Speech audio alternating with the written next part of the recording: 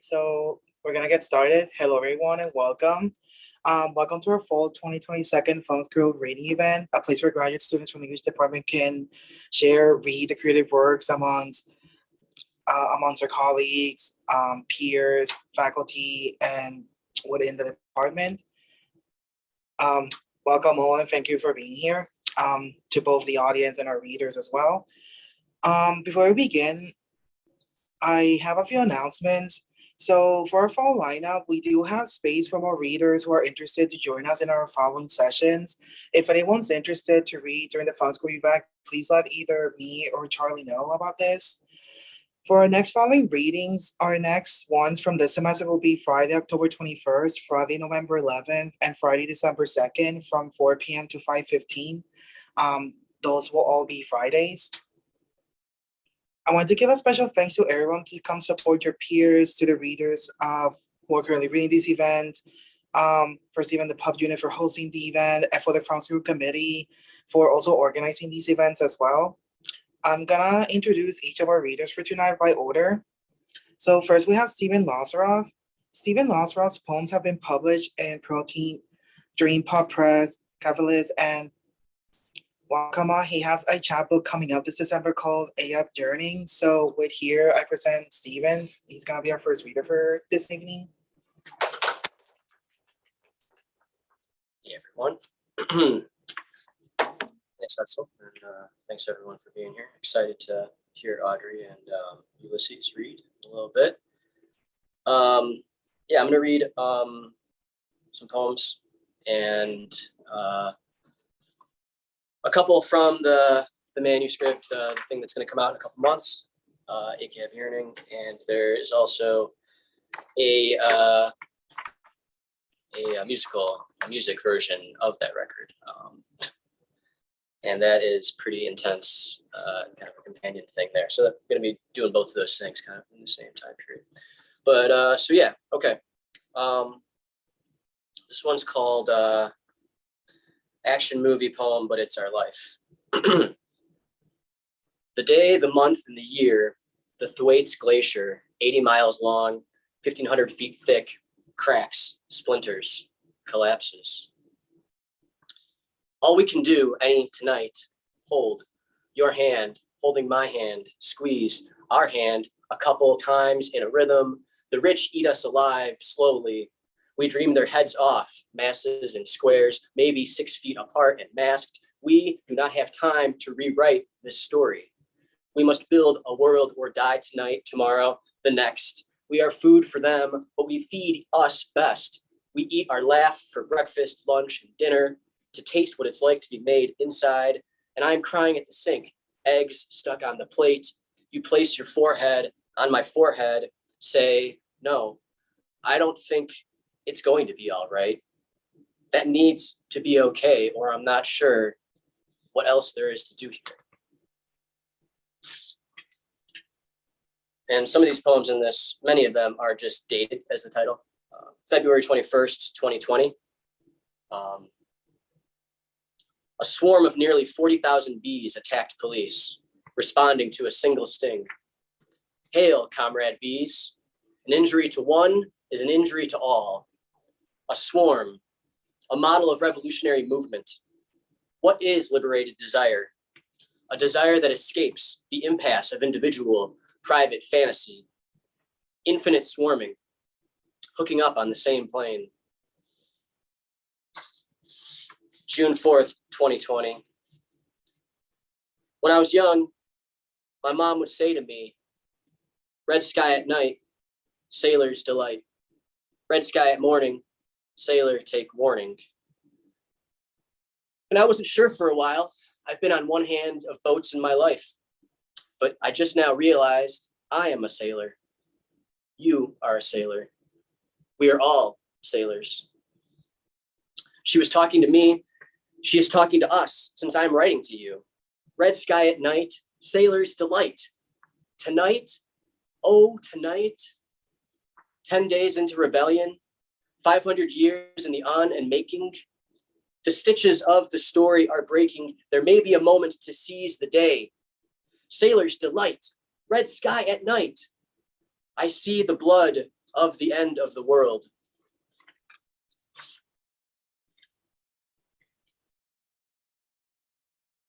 It's hard to read revolutionary poems when you don't feel very revolutionary, but it's interesting. Thinking about ecosystems that depend on fires to regenerate.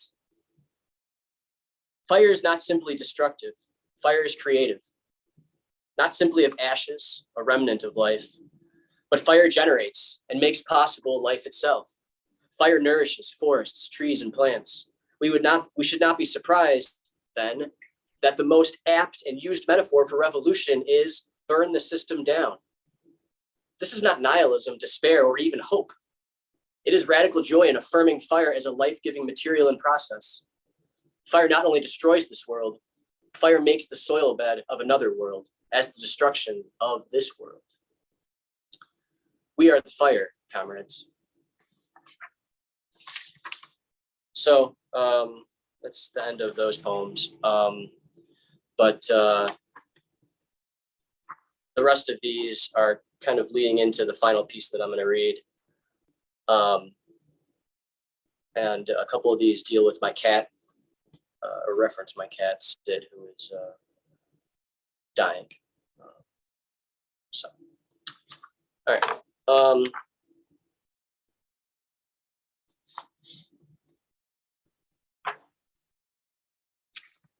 I'm gonna put this right there. All right. These aren't very happy poems, but maybe there's some militant tenderness inside of it that is redeeming. When I was a kid, I would think about death.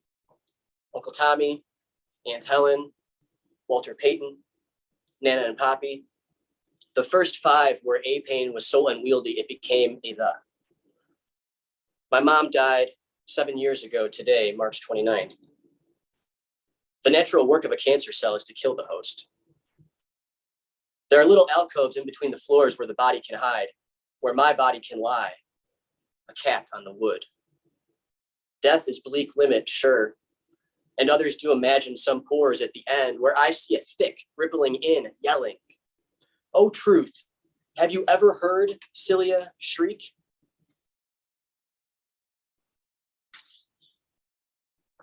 To the forming on the shore, the throne free, we stagger into appointment, admission. You did not ask for a body. How does it feel, and how does it feel? This water, this shore, this rock, sweet mountain neck, how are we doing it? Always the first something, something, something, not nothing.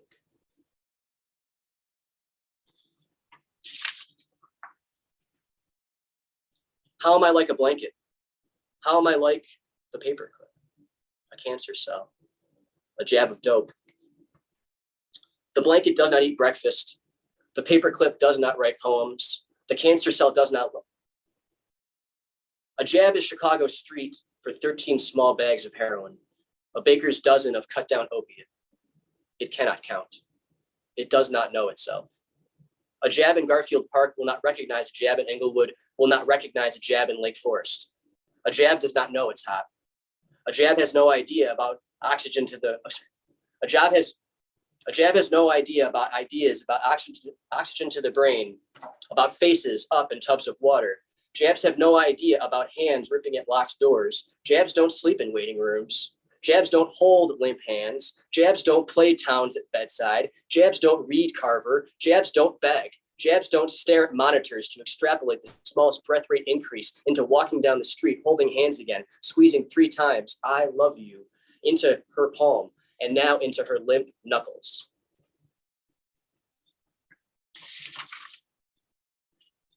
You're in the shower, getting ready for work. I hear the water gallon from your hair. I put on a shirt, slide pants around legs, sit at the edge of the bed. You turn the corner. A towel wrapped around your head, a towel under your armpits to mid-thigh. You bend down and pet sit on the head. He rubs up against your ankle, meows. You look at me and smile and ask, what? I push my lips together. You shake your head and laugh. I don't know, I say. I say, I don't know. You sit next to me on the edge of the bed and calm, that's okay, you calm. You calm, that's okay. Let's have some eggs with our wet eyes. That sounds pretty sure. Okay, I agree. I open my face, hear the butter in the heating pan, the crack of the shell.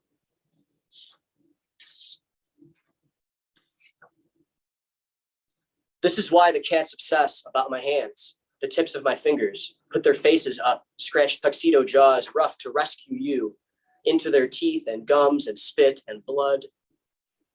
When I got scared, you pulled me down to the root. So this is the final thing.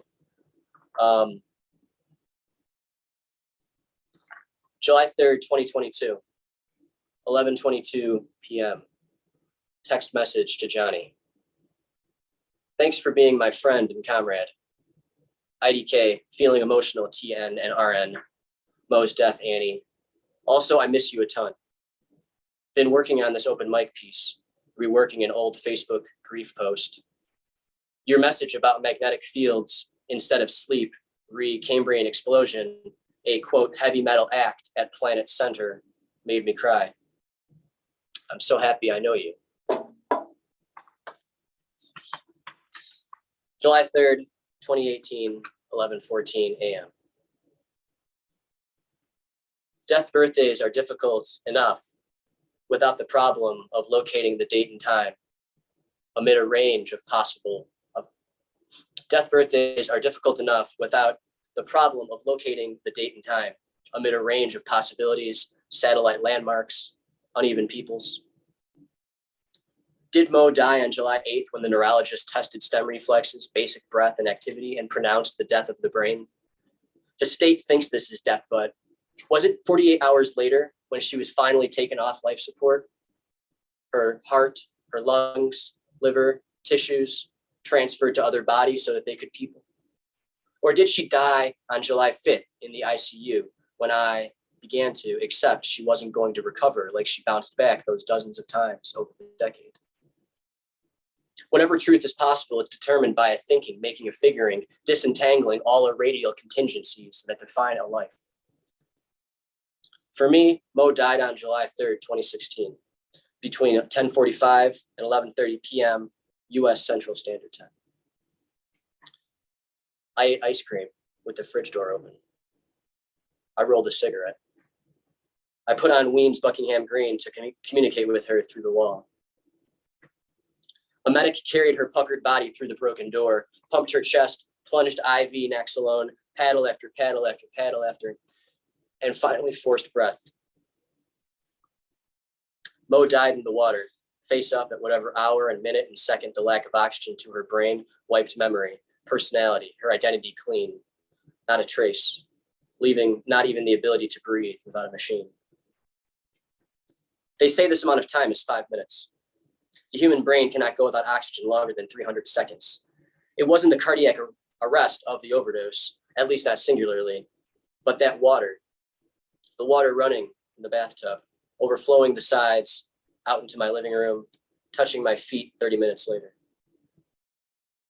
Or was it 2 days earlier on July 1st when she stood at the top of the steps, holding a dead plant in a yellow pot and said, "It's over"? Foucault talks about the domination in fetishizing origins like a Big Bang or unmoved mover or race science theories of inhumanity, my examples. His non-place is not a no place or utopia, a space of equal forces, but rather a location where the inequality of forces is rendered visible. It is in a non-place where a confrontation emerges, a new story is possibilized. This is the end of the beginning of a life project of living without Mo and the memory of talking on our first date about how Warren Beatty likes to orgasm looking into a mirror. The memory of Neruda by flashlight and a blanket fort. The memory of her teasing when I couldn't remember which Beatles record I Want You, She's So Heavy is on. The memory of her living in shooting galleries across the West Side. The memory of checking Netflix to see if SVU or Arrested Development had been watched and receiving a confirmation of her existence in the absence of her voice.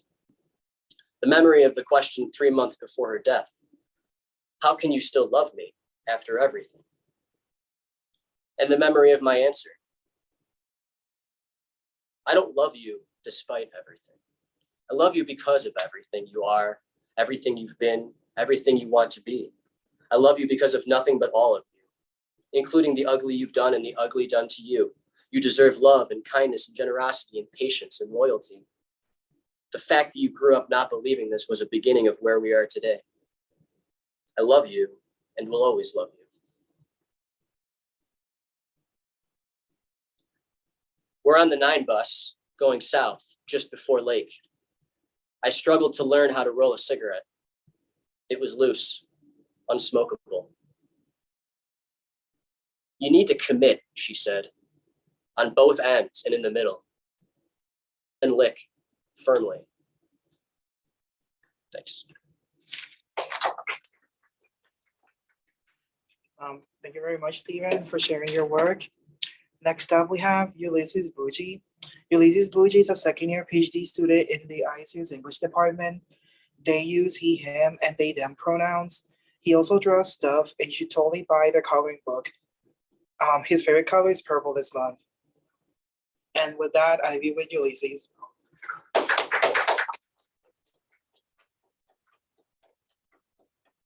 I look at myself the whole time. That's terrible. Okay. I'll just like not look at it. Can I like block it? Then I can't see me. I'll just hold it home. Oops up. Yeah. Kind of just I don't know. Whenever I do ratings, I just like to mix together a bunch of old and new stuff, kind of into like one big mess of a thing. So kind of just gonna read that.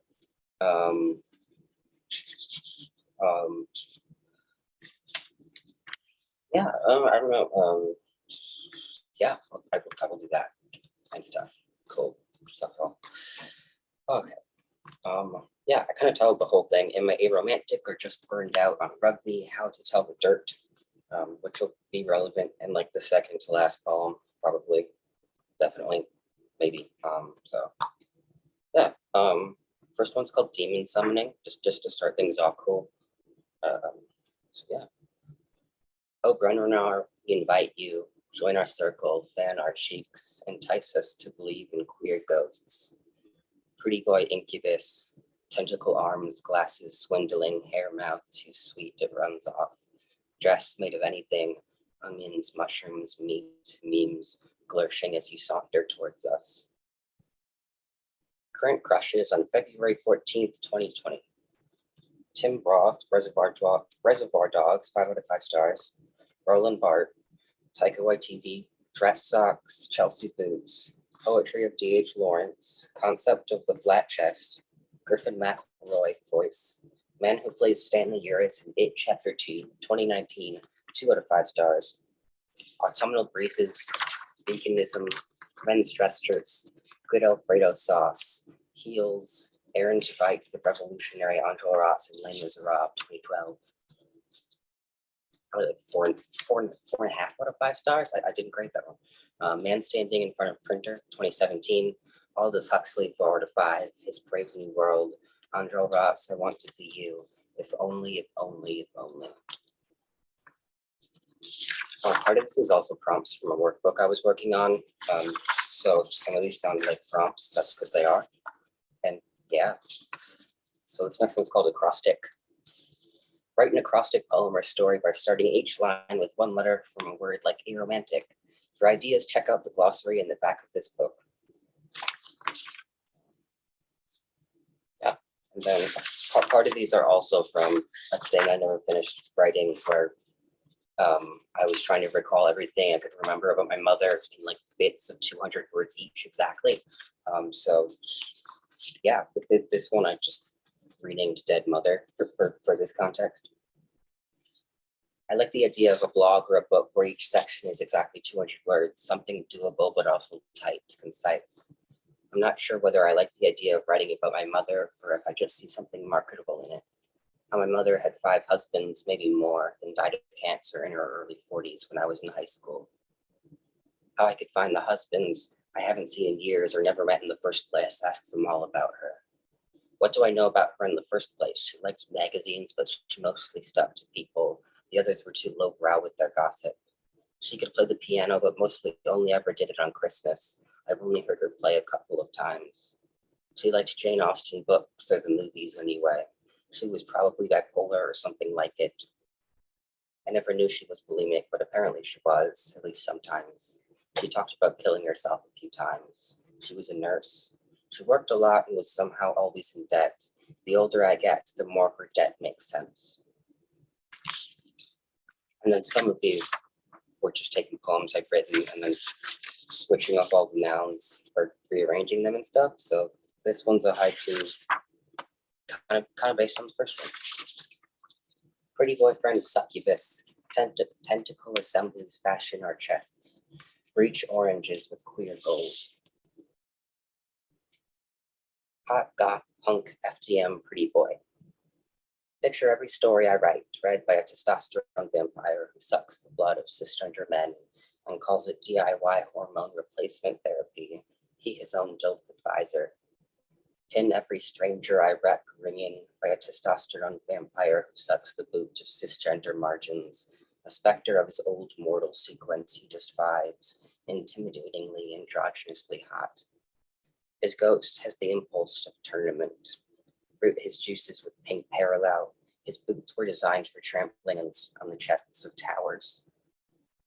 His computer has moved beyond the mind, beyond the body, changed so much in the past 30 years that the rules that once governed him are a memory. Testosterone, the him knives shadow body. The bolt of cisgender manufacturers. His bowels were made for stepping on his lover's cords, just small enough to forego bras.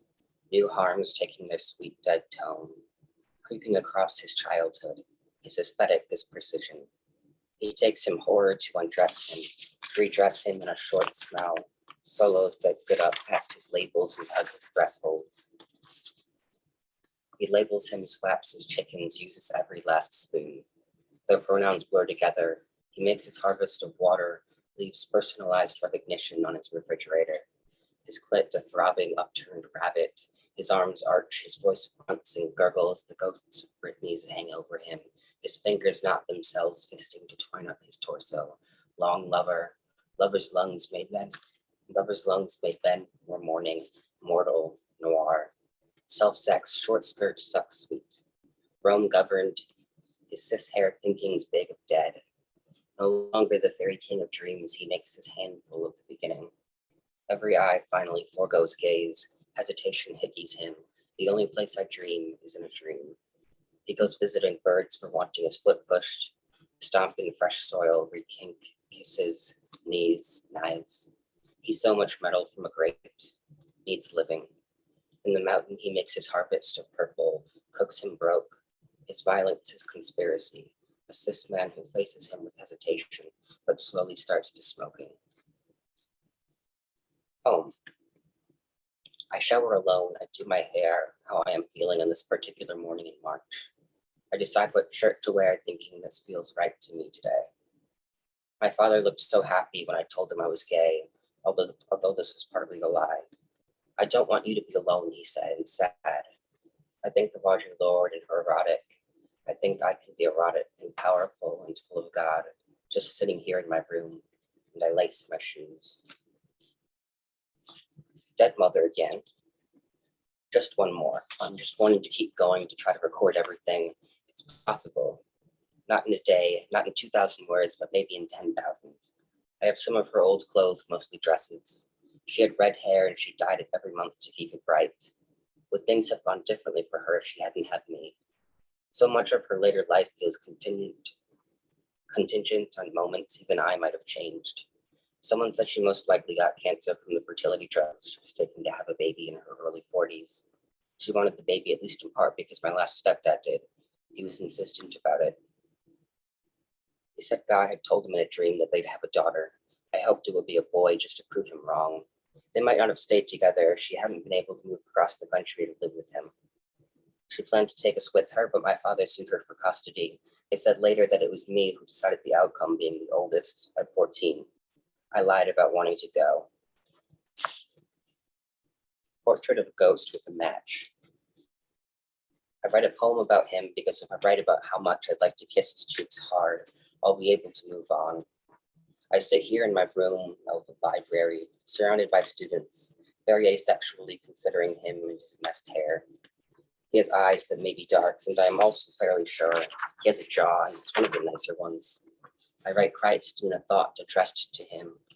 I would rip green leaves from thin trees to just touch, not his cheeks or soldiers or shoulders, and not with my own hands, different hands. I would like to be, I think, sitting in the same room as him, although I wouldn't want his eyes on me. Already I've deconstructed my attraction, let me though go on. I would, I think, like to palm him between the thighs, the clothes, to see him laugh again. And I am in full support of the concept of him trying on lipstick. I wouldn't be surprised if he already really had. I would fully condone even paying him to more often wear scarves. In fact, I'd love to see him or another man even only stand on a stage, removing and replacing winter scarves around his neck, wearing leather and or corduroy jackets, nice red boots, or alternatively, if he dressed like the men, like they did men in the late 1960s with longer hair and pants so breezy about the calves. If I had the money, I immensely would consider foregoing something else in order to witness such an event of modern art. I sit in the library very quietly, slightly burning a tiny wooden match in the dark, wanting so badly with no object. A desire that acts like damp sand, how it collapses to the floor when I try holding it in my hand. I want, it's not hard to move on. Red lipstick, pretty hair, and socks appearing soft for touching all do something. And I do not orgasm so much as peter out, or blow dead the match before it burns the fingers with which I hold it. I write a poem about him, frustrated with desire. I publish it, I earn $5, I spend it on a pen. Attraction. Brainstorm new kinds of attraction, dry attraction, soft attraction, long distance attraction. List. Make a list of things you aren't interested in. Things. A man with eyes that goes by the pronouns she, her, and his, the staring of a fellow student in the class at a drifting curl as the thing is made perfect for drawing in brown leather boots. A professor and voice all composed as people are of lines and red oranges and seaweed. Underneath the surface, nothing floats and everything else sinks. A merman at the dinner table drinking tea smiles nervous. A pair of shoes made of paper that hide the feet except for the cup of tea instead. A boots black pair of sturdy hats with feathers sticking out in every unseeable direction except west. A pair of feet dig into the glass of a bathroom ping table and converse with it, happy to find another English major in the building. It is necessary to speak 1 cup of coffee louder than is usually expected in order to avoid finding oneself being mistaken for a ballpoint pen. It is necessary, yes, to speak 3 exact times exactly within a given class of a room, if only to remember sweetly bred. Holding a hand just below the breast, one can figure the name for a new pet. 3 hands all touching at the tips and sighing like birds. A rough edge hurts one using to write a rough edge given the pressing of paper into whorls. It is easy to write poems when bleeding, given the number of hours I handle. Which one? Everything in a party is so vast to read together. A man with pebbles rather than the usual 3-4 hands with which one usually drinks cups of strawberry milk from the freezer. A man with sand in the shoes that he holds in his static or tragedied heart. Or a man really too good for hearts or souls. He heaps on the nightstand in his office a favorite spear and throws it quite often out the window or through walls. Biting one's nails to the point of freezing the body is no good. It is necessary to consume. Care must be taken in order that reading poems, the table will not cave as they do in Oklahoma. In order to understand a difficult novel that concerns philosophy, glasses, and the like, the recipient of a Brighton cafe sandwich should consider writing a poem from skirts. Only upon sitting will true understanding of any small blue thing be dropped. In order to write from shoes, the proper paper for a given class, students should consume rich foods, the rich in their gardens, or Adrian Rich. In order to properly sketch in writing a whole, one must knock. If no one answers, he is maybe having sex, or sex is busy hiding all of his oranges. Or he is away and on a date in the middle of a large ring considering. A song, a cup of coffee constructed, apples, weeds with yellow heads that whisper into heels and consume with joy one's essays, white but shadowed. Uncertainty and the color violet, which teaches wonderful classes. One candle must needs be lit every hour until the desired effect is attained, which is strumming. The most beneficial skill for man in baseball league is the ability to sew. The best kind of father is one who knits hats, walks quiet in the grass, and kisses men. The best kind of father wears the shape of joy on his jacket in order that other strangers will drink it as tea. His hair curls as one's fingers do when writing a poem that contains the word oranges or Ireland. News. Look up news articles that mention asexuality or aromanticism and copy down their titles, rearrange their titles into a story. News poem. I'm an asexual woman and the spicy Latina trope is stifling. Asexuality, why some people don't want to have sex with anyone ever. Sex drive actually isn't a real thing according to science. Sex, no thanks. Asexual people speak out. Aromantic people describe what it's like to feel barely any passion or affection towards others. I'm asexual and I prefer to have sex with myself. Wreath on Queen Elizabeth's coffin features a romantic tribute to Prince Philip. Am I aromantic or just burned out on romance? How to tell the difference? The Sims 4's high school expansion lets Sims add asexuality a romance. I'm asexual and I prefer to greet shadows by myself. Am I aromantic or just burned out on the roof? Shape duty actually isn't a real tide, according to C. Sexuality, no. Theater. Am I aromantic or just burned out on rugby? How to tell the dirt? Prayer. God, please don't crush me under your ruby red slippers. Woman Loving Wednesday, last one. Fantasizing a vampire with big titties, hair to get lost in, platform boots pressed to my chest. DIY top surgery, boot print scar framed by turtleneck sweater, titty window in orange autumn glow. Pumpkin spice, short king, trans bitch, elf ears twisting, horns pointing, her titties choirs, cornfields, middle of nowhere, Wisconsin, October, me, bleeding, grass, cold, wet, transforming, half human, she dripping wine into my mouth in a blood cycle, evil intentions but positive results, her hair dripping, titties drooping, big thighs imagining around your head, dying beautifully, halo of fat, muscles, panty suffocation, lace gender, high woman, tall, stone. Why have sex when you could do X or Y or Z? Yeah, thanks. Ulysses, thank you so much for sharing your work.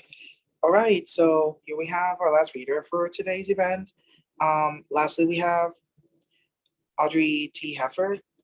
Audrey T. Heffers, who also writes under Audrey T. Carroll, is the Best of the Net nominee, the editor of Musing the Margins, Essays on Craft, Humanities Kind Press 2020, and the author of Queen of Pentacles Choosing for Sword Press 2016. She is a bi, queer, and disabled chronically ill writer. Audrey serves as a diversity and inclusion editor for the Journal of Creative Writing Studies, and she serves as the chair of publications of the Creative Writing Studies Organization's Board of Directors. So with this, I'll leave you with Audrey. All right, is this volume good for everyone in the back? Yeah, great, okay. So I'm going to switch it up and I'm gonna read 3 short fiction pieces tonight. So the first is Signs of Life. She thought of it as a kind of game. Every time she thought of the dead, she needed to fill her house with something living. It started simply enough with potted basil, potted violets, potted Venus flytraps, things with roots that needed nothing beyond the safety of soil and a bit of sunshine. They need not worry about drowning because they only ever got the right amount of water. They need not worry about withering because the house was always climate controlled. But then she moved on to fish and mollusks. It started with a small platy, then a snail, then another snail. Then Dalmatian mollies that gave birth and ate their babies all in the same day, and she decided to count all of the babies' deaths as one, so that she did not have to buy 24 living things as penance for thinking about the dead. Instead, she bought a small potted peace lily. But then, after she bought as many small things as seemed possible, and her thoughts of the dead lingered for longer moments that sometimes lasted for entire afternoons, She moved up to bigger animals, dogs, cats, birds, and even a particularly friendly bearded dragon that an old coworker was looking to rehome. She filled the place so fully that it seemed every inch of floor was occupied by something or someone. It was difficult to see around the place because of the collection of ficuses, ferns, and bamboo that made things so lush with green, that made it so easy to breathe. She had chuckled to herself about her mother's favorite saying with the forest and the trees, and then she needed to feed the dogs and immediately go to the store and pick up a catfish for one of the aquariums. She had no cause to leave the house except for supplies, no one to speak to or answer to. Her hours were monopolized by care, her hands so busy watering and cleaning and preparing that she hardly had time to think of the dead. The place looked like an island from a picture book she'd read as a child, one about wild things, one about escape. If she took off her glasses, the rooms around her blurred. Nothing had walls or boundaries. All there was wild green and animals chattering away. The place was so full of life that thinking of the opposite was impossible. And then, one day, she smelled the faintest hint of decay. She left to bring back something living, but when she returned, the rotting stench was worse. She had surrounded herself with so much life that she could not find the source of decomposition, as though it were mocking her. And every moment of every day she thought about the dead, but now there was no escape. She could not leave to bring back more life, to cover up the worsening signs of death.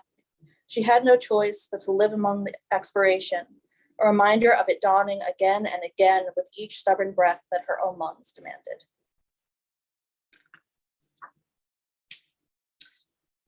All right, so this second piece is called With Regrets to the Roots. When the woman was still a woman, she kept a special place in her mind where she locked away all the things which were too unkind to say.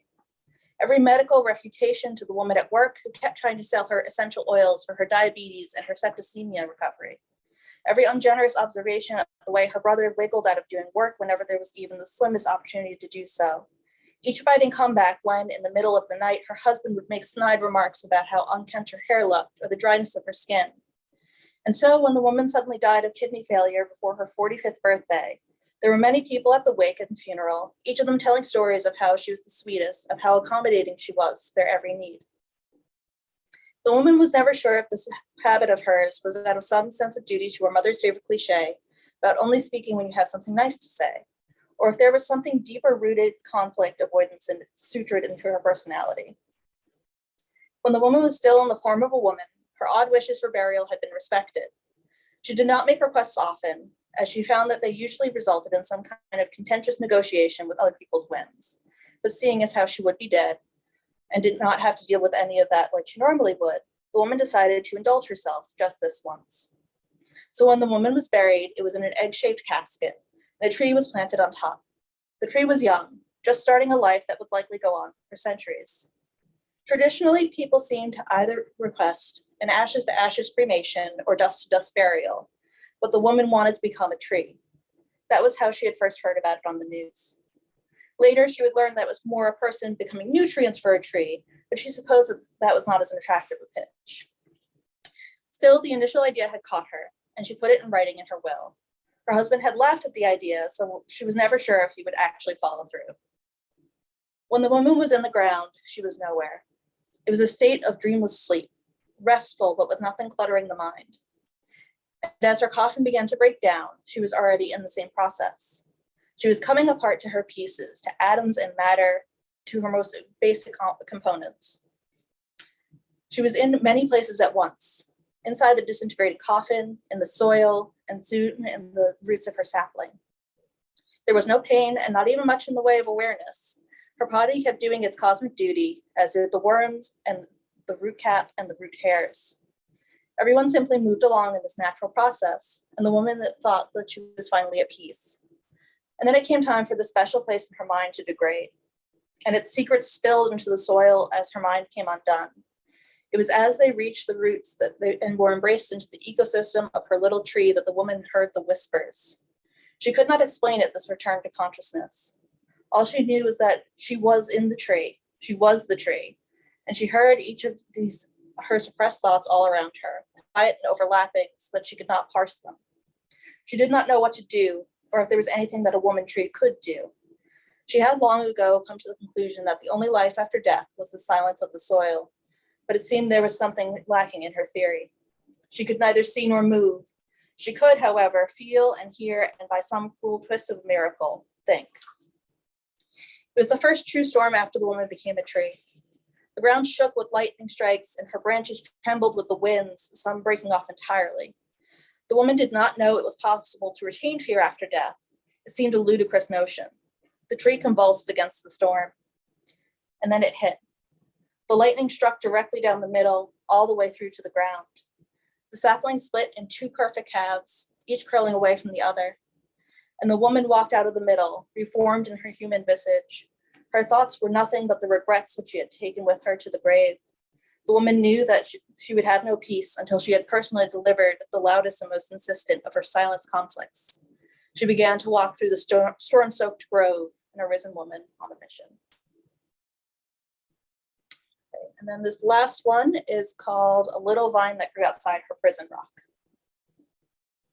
Looking out at the thinning grass and the cracking road beyond it, Thea couldn't help the feeling that life should be more by now. She tried instead to focus on the thistle that had blossomed weeks ago, now transformed into white tufts like fledgling feathers. It very nearly amused her, this idea of a field of baby birds all nestled on top of stems. Thea wondered if she could share her breath with them and make a wish the way that children did with dandelions, and then her mind returned to her unpleasant existential musings. When she was 20, Thea had told herself that working 3 retail jobs and taking out more student loans than she could ever repay would be worth it. At 25, she figured her big break was just around the next corner and the next corner and the next. But Thea had no delusions now. She used to escape outside often as a girl, avoiding whatever slights were being interpreted from the barest crumbs, or whatever argument was being hashed out within the walls that were meant to contain warm comfort. Sometimes it would be so loud that she could hear scraps of her family's near daily battles through closed windows and thick earmuffs. Thea's fingers coiled into fists, shivering in the spring morning's air. She held her thighs so close together in an attempt to protect herself from the bitterness that made her hips ache. There was, it seemed, no winning. The only peace she got these days was the quiet morning hours staring at this field with all its anemic natural features. There used to be more here, plentiful and charming. There had been wild shrubs and small mammals burrowing their holes, and even a deer on a good day. But someone had come through, razed all of the plant life to the ground, and then left nothing in their wake but mud and tracks. In nearly a year, they hadn't returned to actually do anything with the land. It was as though their sole mission had been its destruction, but the wild had been returning again slowly and unevenly. The birds began to sing, first the sparrows, then the wrens. Thea closed her eyes, trying to imagine their songs inked beside treble clefs. And then the singing turned to the calls of ravenous crows answered by the crude, unmelodic geese. Thea never sang anymore. She had forgotten what her own voice sounded like. When weddings were canceled and rescheduled and canceled for a stretch of time, Thea lost her only profitable use of her voice. And then, spending her days either part-time at the grocery store or taking care of her children, she would sing at home. That too became a problem as her sons decided they did not want her to sing anymore. They would cry in melodramatic hysterics if she so much as hummed while she'd washed the dishes,